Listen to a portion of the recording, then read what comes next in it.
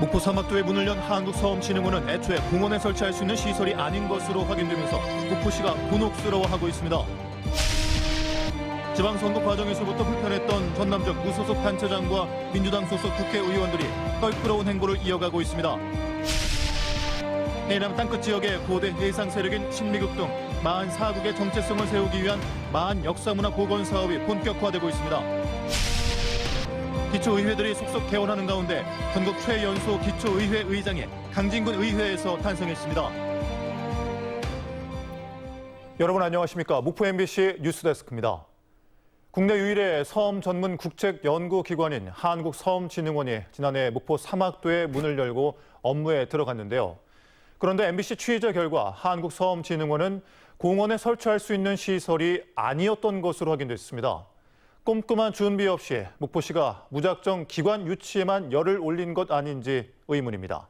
양현승 기자가 단독 취재했습니다. 정부가 지난해 자치단체 공모로 입지를 선정했던 한국섬진흥원.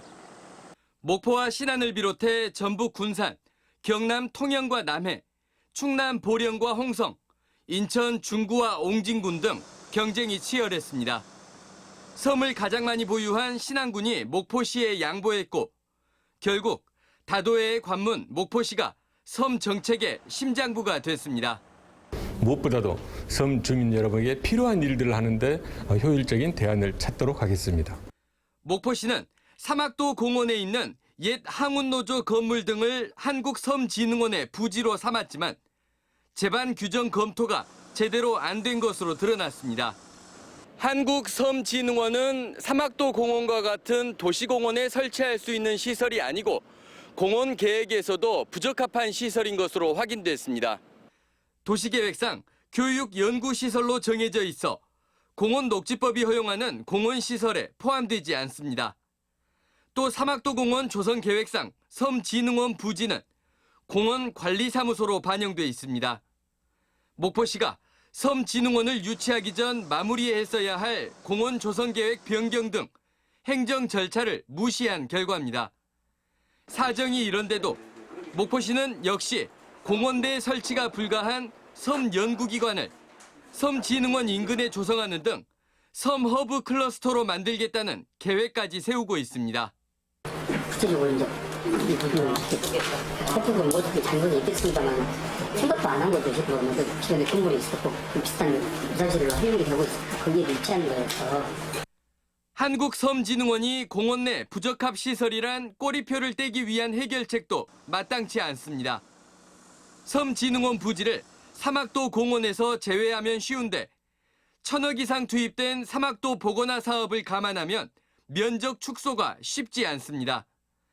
더욱이 출범한 지 1년도 채 되지 않은 한국섬진흥원을 다른 건물로 옮기는 건 역시 쉽지 않아 목포시가 곤혹스러워하고 있습니다. MBC 뉴스 양현승입니다. 목포 옛 유달 경기장 부지에 추진되는 대형 아파트 단지 분양 시점이 연말쯤으로 늦춰질 것으로 보입니다. 목포 유달 경기장 부지 아파트는 현재 목포시가 주택 건설 사업 계획 승인을 위한 유관부서 의견 청취 절차가 진행 중이며 당초 9월 말로 예상됐던 분양 시점은 11월쯤으로 변경될 예정입니다.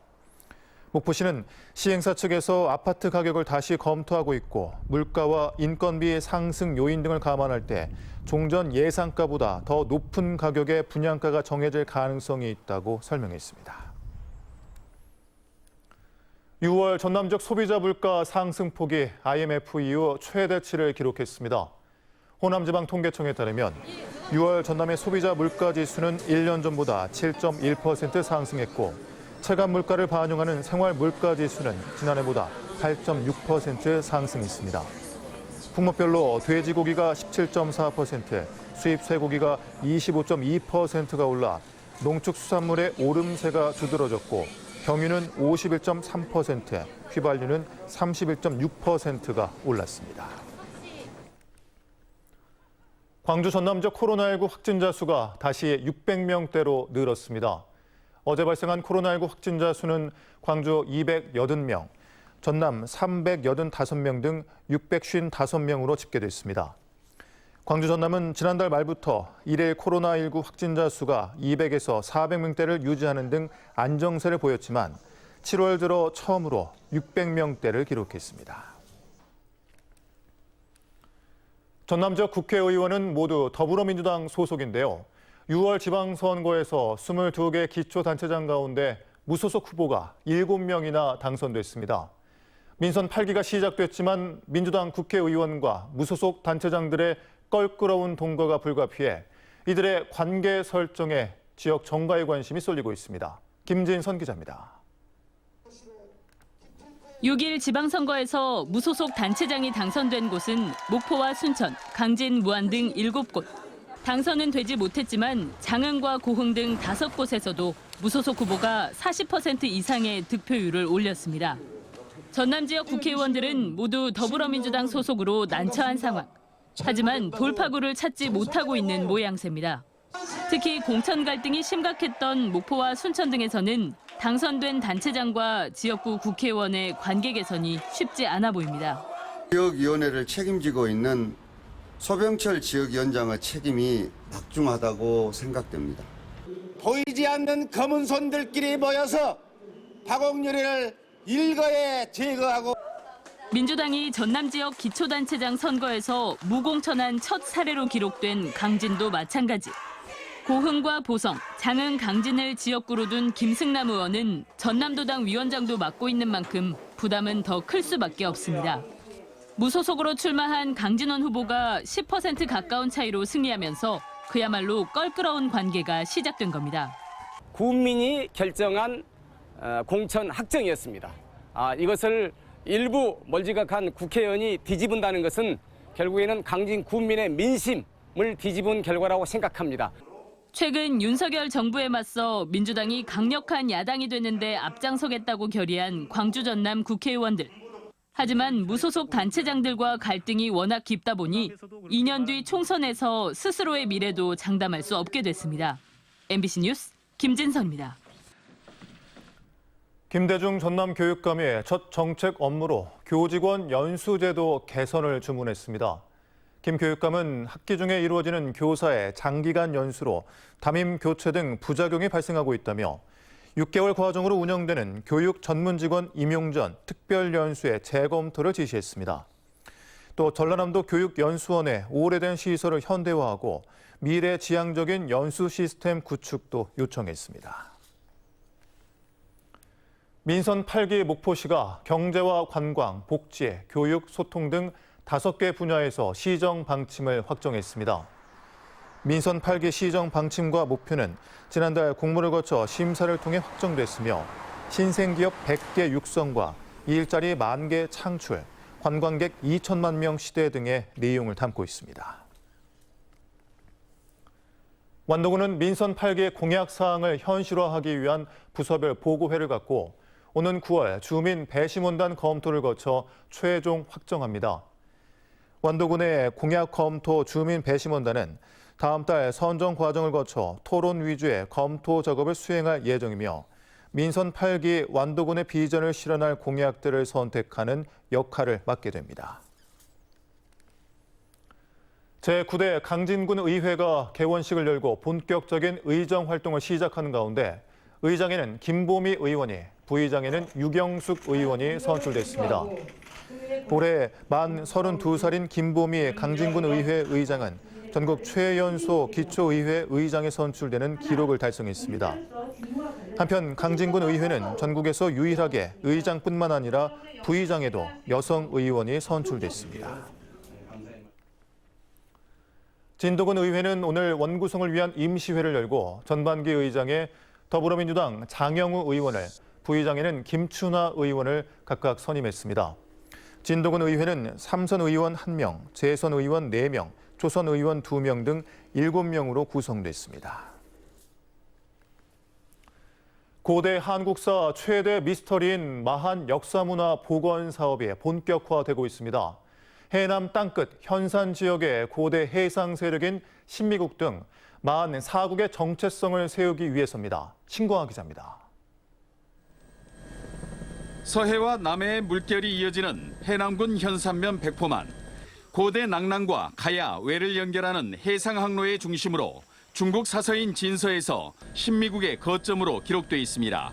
신미국 해남의 정체성을 세우는 것을 목표로 해남군의 마한 역사 문화 복원 사업이 본격화되고 있습니다. 이번 우포리 거분군을 국가사적으로 지정해서 마한 역사 복원을 정비하는 큰 자원으로 갖고 나갈 계획입니다. 핵심은 폐총과 고분군에 대한 고고학적 발굴 조사입니다. 군곡리 폐총 8차 발굴 조사가 오는 8월까지 연장됐고 우포리 고분군 발굴 조사가 확대되는 한편 북일 고분군 4곳에 대한 시굴 조사도 시작됩니다.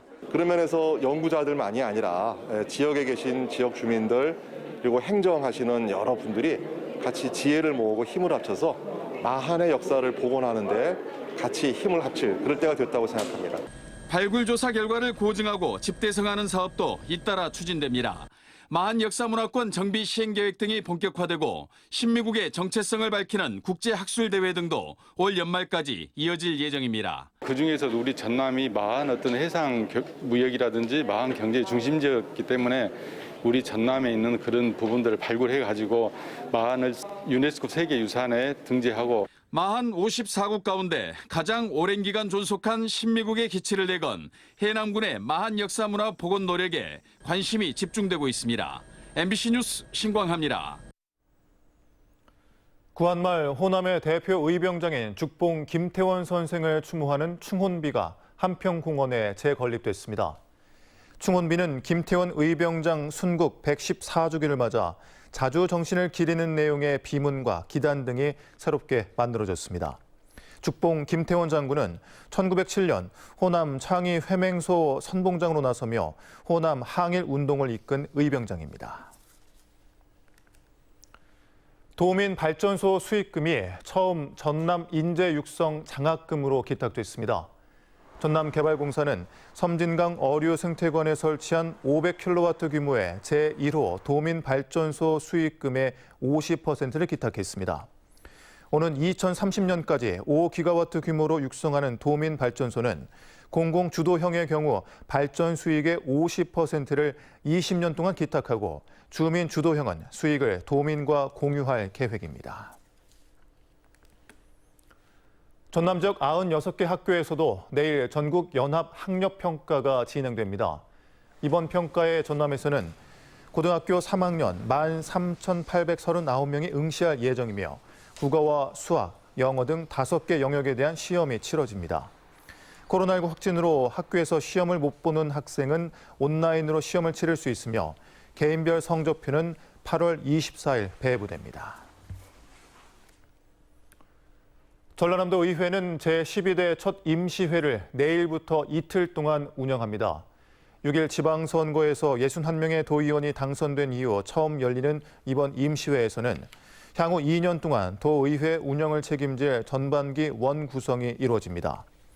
전남도의회는 오는 19일부터 제364회 임시회를 열어 도정과 교육행정에 대한 업무 보고를 시작으로 본격적인 의정 활동에 돌입할 예정입니다. 4.16 민주시민교육원은 세월호 참사의 의미와 아픔을 가족이 함께 기억하고 체험해보는 4.16 기억동행 가족 캠프를 목포와 진도에서 운영합니다.